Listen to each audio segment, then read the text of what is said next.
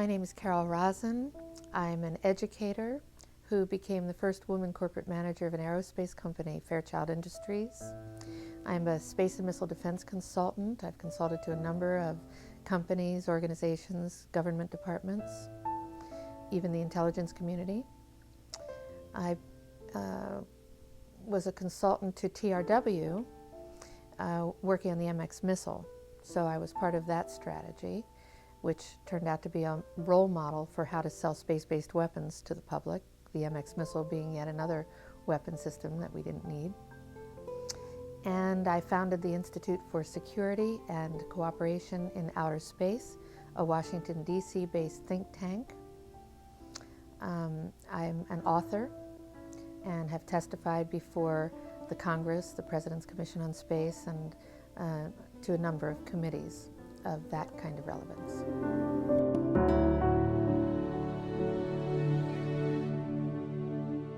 When I was a corporate manager of Fairchild Industries in 1974 through 77, I met the late Dr. Wernher Von Braun in early 74.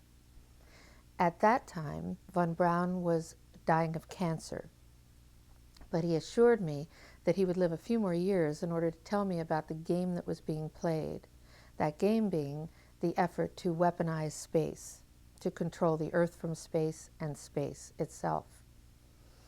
Von Braun had a history of working with weapon systems and had escaped from Peenemünde to come to this country and landed as vice president of Fairchild Industries when I had met him.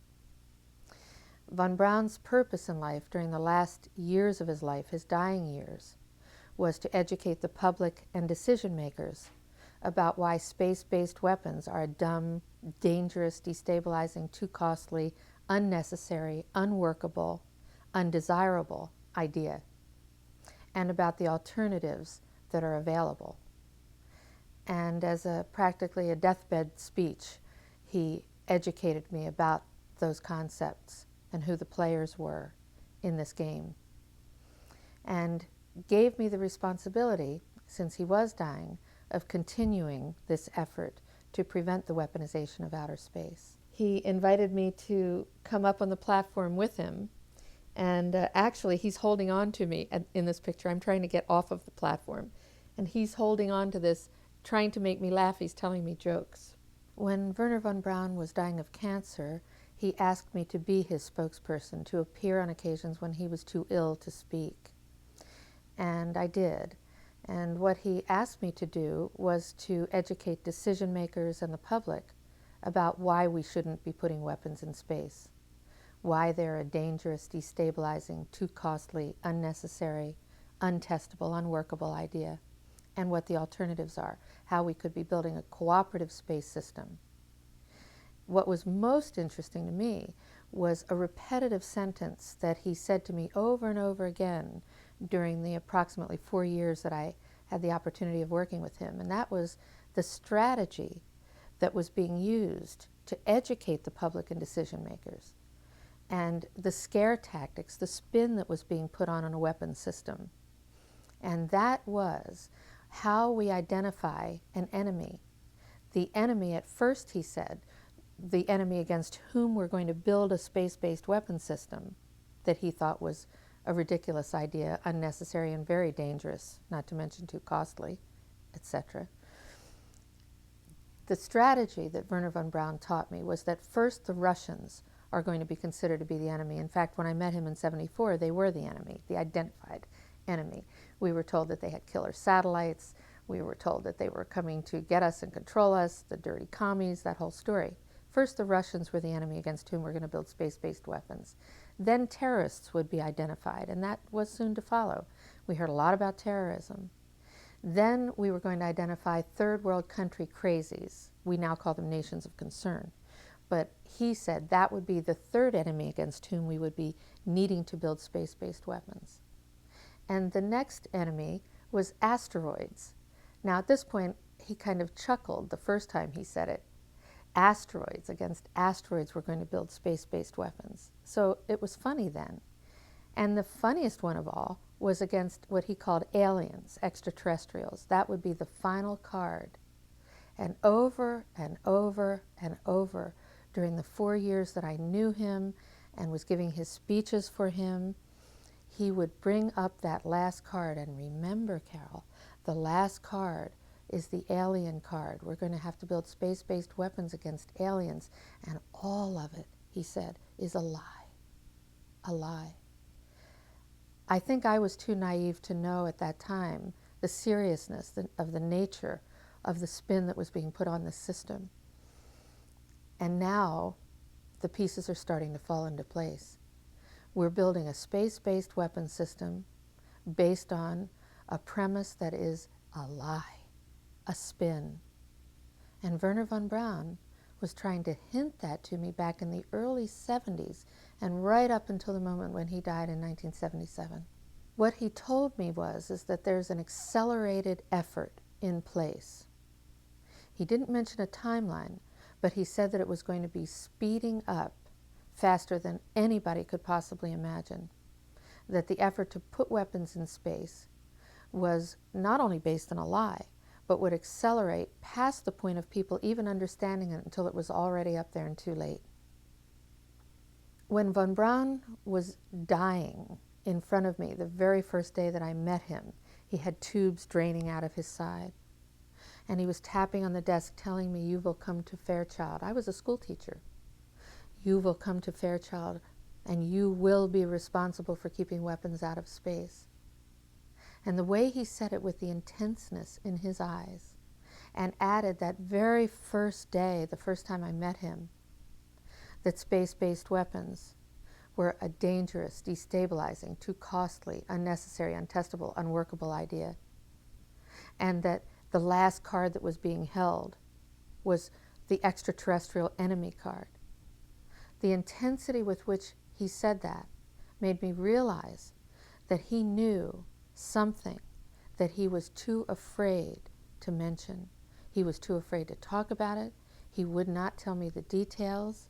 I'm not sure that I would have absorbed them if he had told me the details or even believed him in 1974.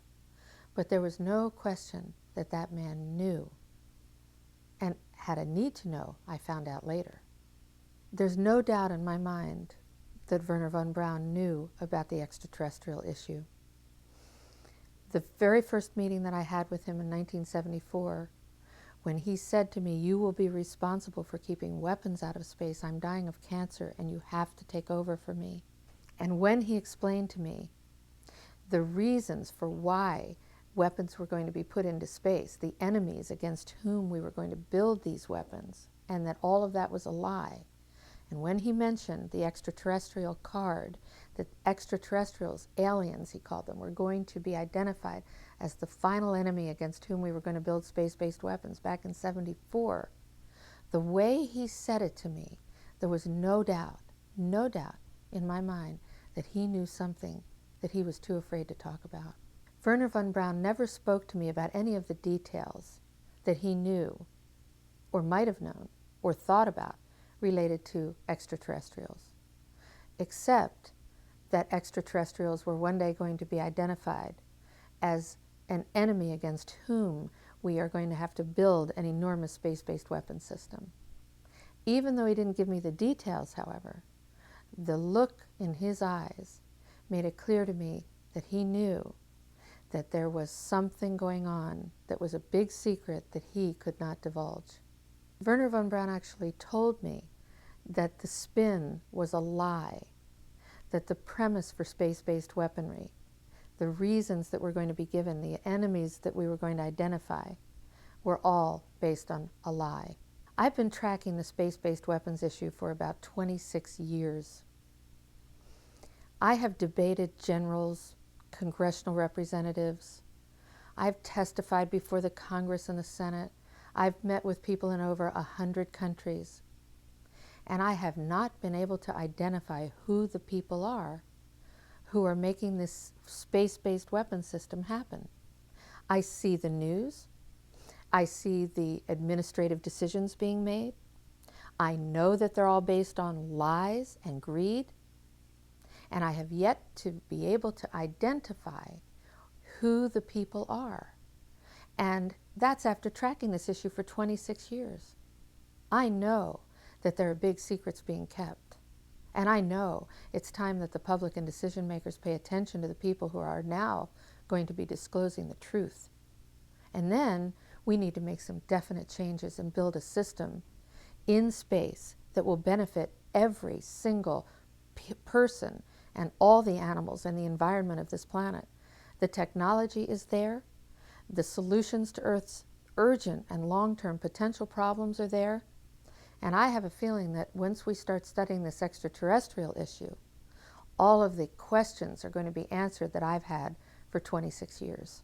I have concluded that it's based on a few people making a lot of money and gaining power. It's about ego.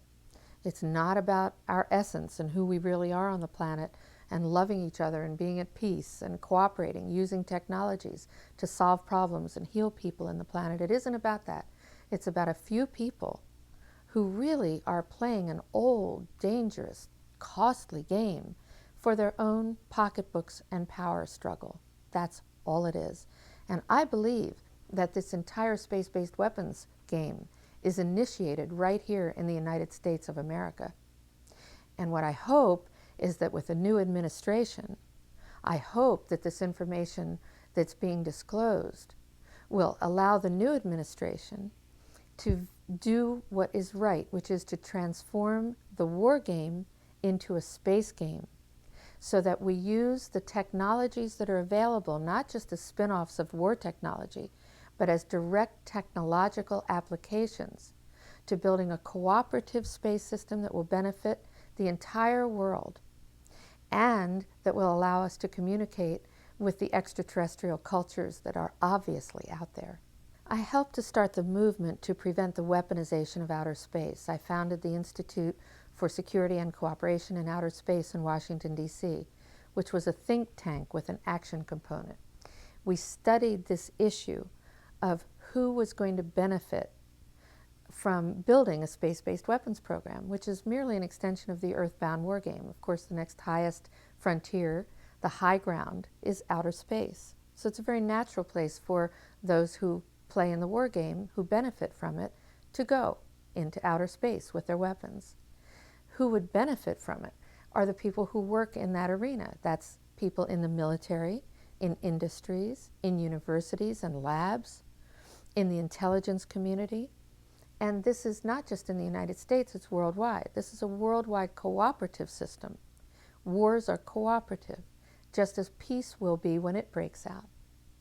But right now, there are a lot of people benefiting. This is what our economy has been based on in this country and spreading around the world. War.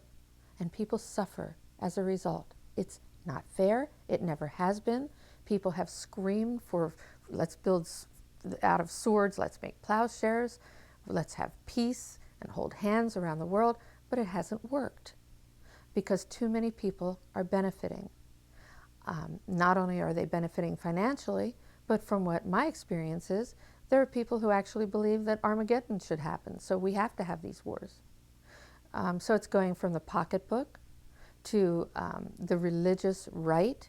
Some people who actually believe that we have to have wars for these religious reasons.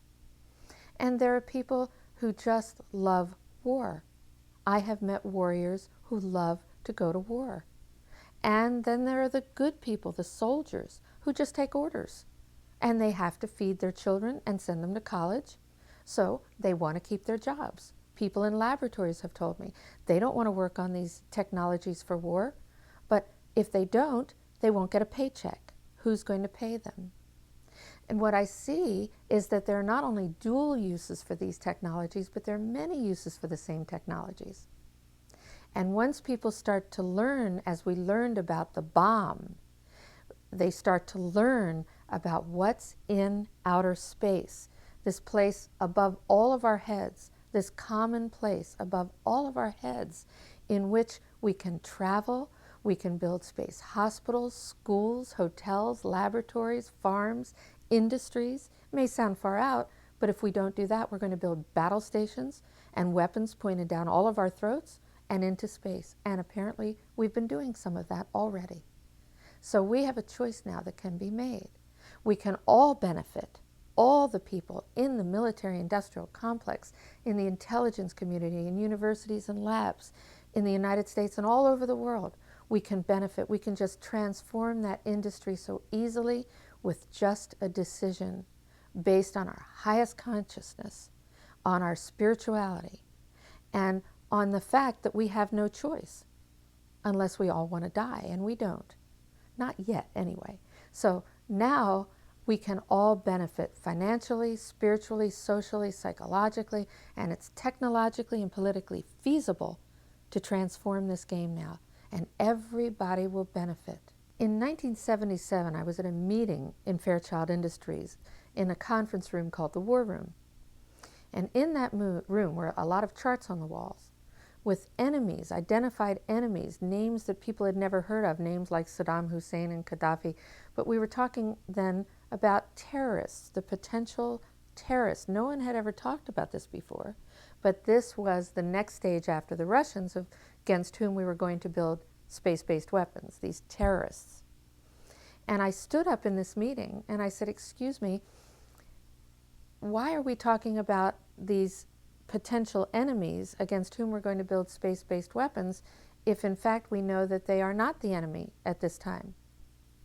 And they continued the conversation about how they were going to antagonize these enemies, and that at some point there was going to be a war in the Gulf, a Gulf War. Now this is 1977. This is 1977.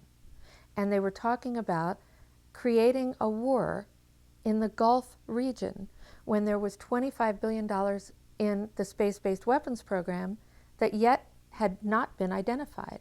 It wasn't called the Strategic Defense Initiative, at least, until 1983. This weapons system then had obviously been going on for some time that I didn't know anything about. So I stood up in this meeting in 1977 and it said, I'd like to know why we're talking about space-based weapons against these enemies. I'd like to know more about this. Would somebody tell me what this is about?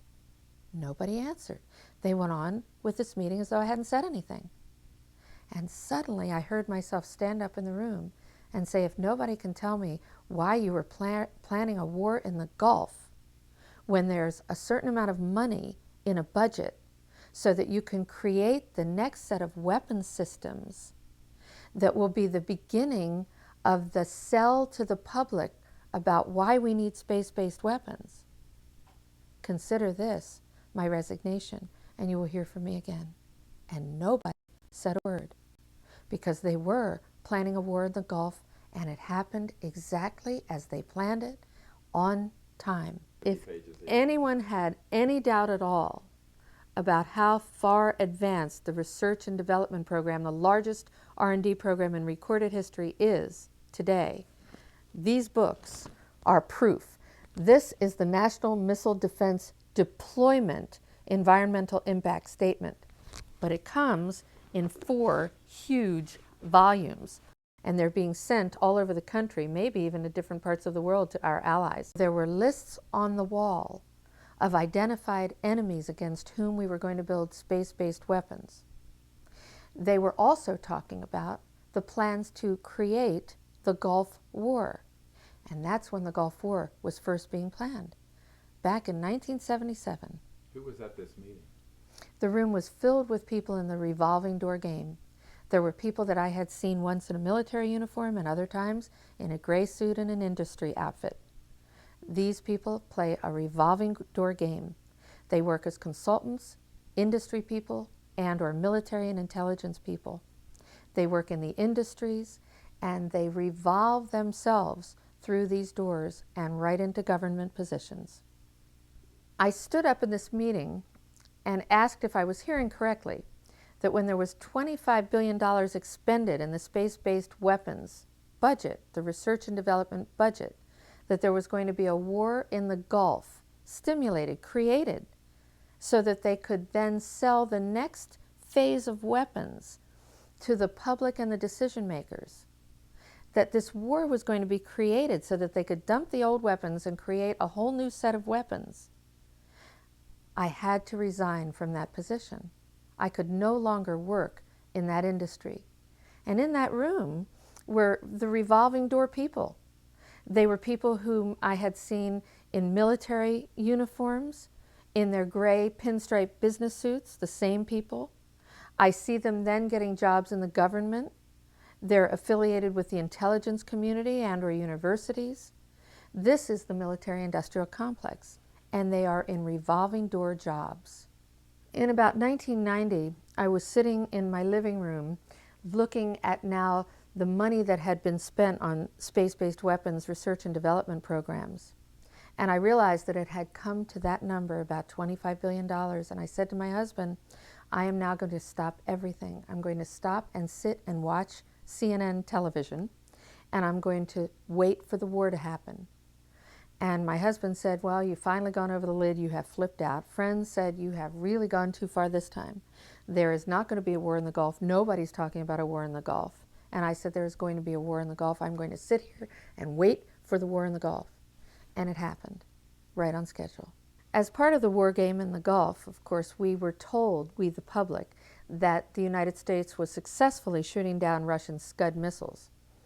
And we were rationalizing new budgets based on that success. In fact, we found out later, after the budgets were approved for the next phase of weapons, that it was a lie. We did not have the technology. We did not have successful shoot-downs the way we were told. It was all a lie, just to get money, more money, put in the budgets to make more weapons. I was one of the first people to go independently to Russia when I heard that they had killer satellites. And when I went to Russia in the early 70s, I found out they didn't have killer satellites. It was a lie. And in fact, the Russian leaders and people wanted peace. They wanted to cooperate with the United States and the people of the world. Another time I called Saddam Hussein when he was lighting his oil fields on fire. And my husband was in the kitchen while I was making this phone call, and I got a call back from his first attaché, with Saddam Hussein nearby, I was told, saying, are you a reporter? Are you an agent? Why do you want to know? And I said, no, I'm just a citizen who helped to start the movement to prevent the weaponization of outer space, and I have found that a lot of the stories that I've been told about weapon systems and the enemies are not true. So I wanted to find out what Saddam Hussein wants, what would satisfy him to have him stop making these oil fields go on fire and stop antagonizing people. And he said, well, nobody's ever asked him that question, what he wants. So when I hear that there's a possible threat of extraterrestrials, and I look at the history of thousands of years of possible visitations, recorded history, and when I hear now the stories of the disclosures of honest military intelligence industry people who have had experiences with UFOs, with crashes and landings, with live or dead bodies of extraterrestrial beings, people from out in the universes. And if I'm ever told that these are enemies against whom we have to build space-based weapon systems, based on my own personal experience of having worked in the military-industrial complex on weapon systems and military strategy, I'm going to know it's a lie. It's a lie. And I'm not only not going to believe it, but I'm going to go out as loudly as I can and tell everyone to take a look. They have not taken us away yet. We're still here after thousands of years of visits. If in fact they're still visiting us now and people are working with ETs, live or dead, if they're taking photographs, if they're experiencing all kinds of UFO experiences, then we have to look at this as something that is not a hostile occurrence. It would be my guess, based on my own experience of having traveled to countries whom we've been told had hostile intentions against the United States, it would be my hope and my intention to do everything I could to work with people who are working to communicate with and cooperate with these extraterrestrial beings, because they're clearly not hostile. We're here. That's enough proof for me.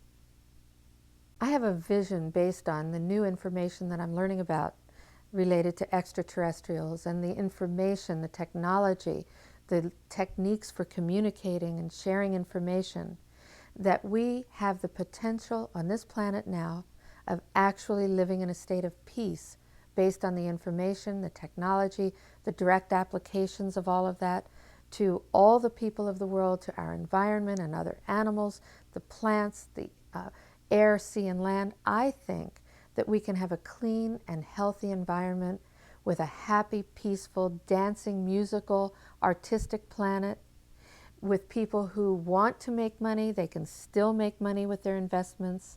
There are enormous investment possibilities and technologies that can be developed. We're seeing tastes of it now, just in the fields of transportation, communication, healing techniques, life extension techniques. The potential is unlimited. The opportunities and benefits for careers, for jobs, the opportunities and benefits for health of our individual selves, of whole communities, of our planet itself. The potential for education, for being able to communicate from the technological ways to maybe telepathically.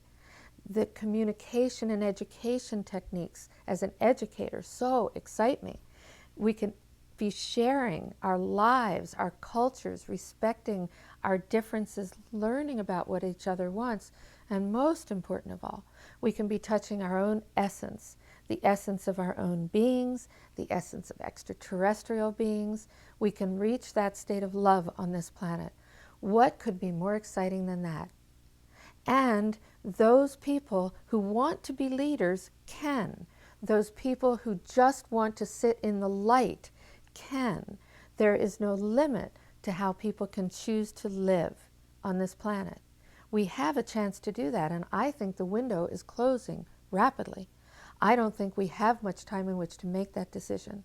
We're too close in too many ways to either dying our physical bodies, to having some horrible disaster happen, to having some sort of war take place, whether it's from a high technology or an exotic weapon system, or a bacterial or viral, a biological or chemical warfare, a suitcase bomb, an atomic bomb. I mean, what are we talking about when we have the capability of communicating worldwide?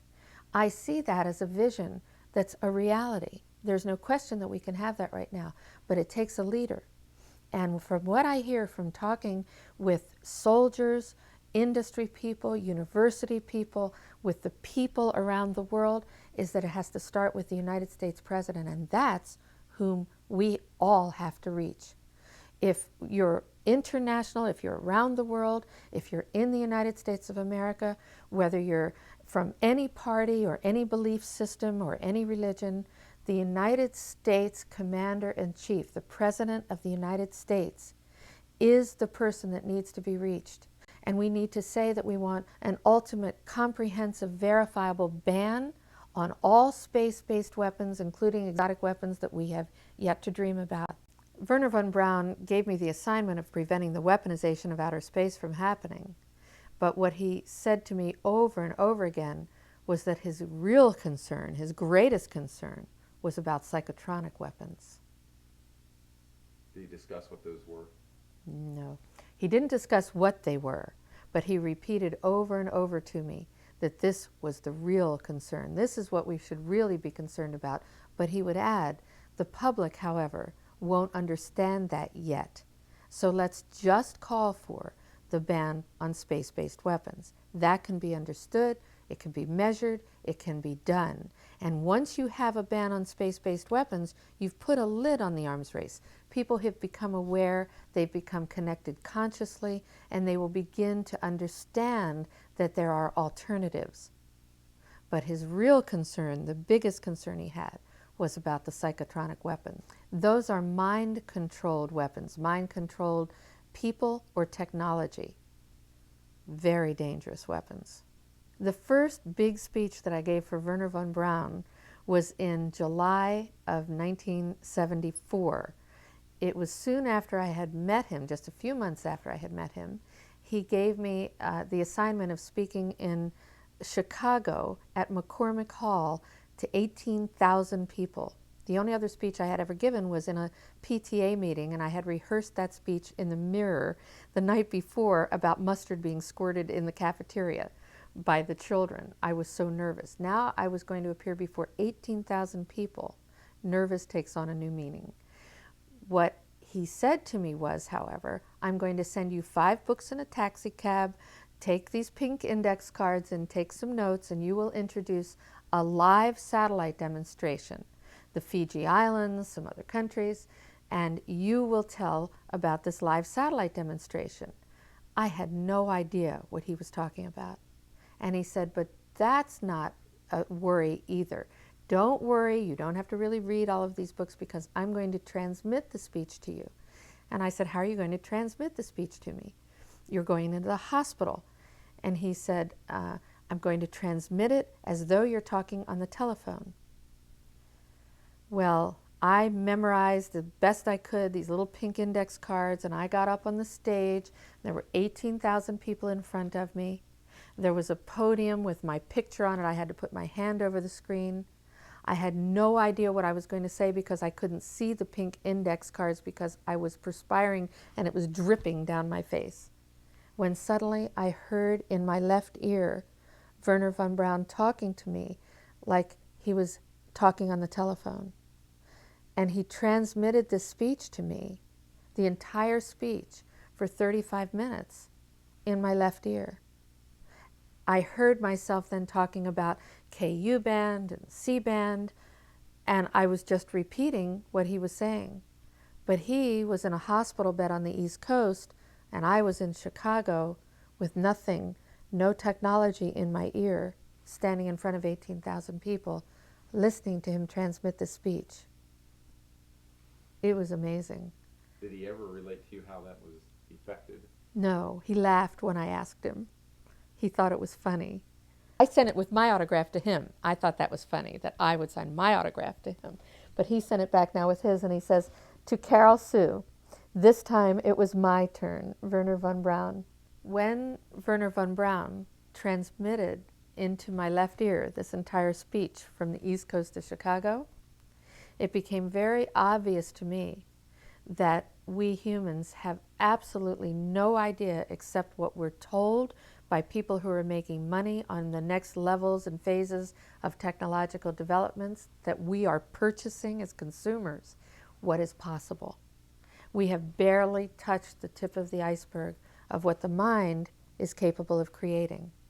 And we create all of these technologies, including our own attitudes, our own philosophies in life, our ways of behaving and relating to people, our choices that our minds, our egos create. That became very clear to me as I started actually integrating the fact that he had transmitted the speech to me and it was real. And I didn't go public about that for years because I knew that people would not believe me. They would think that this was completely insane. But in fact, it happened. It was real. There seems to be some reason to discredit very viable and very reputable witnesses when they say something is unidentified. Well, you show me the individual that can identify everything in the heavens, and I will show you the second coming.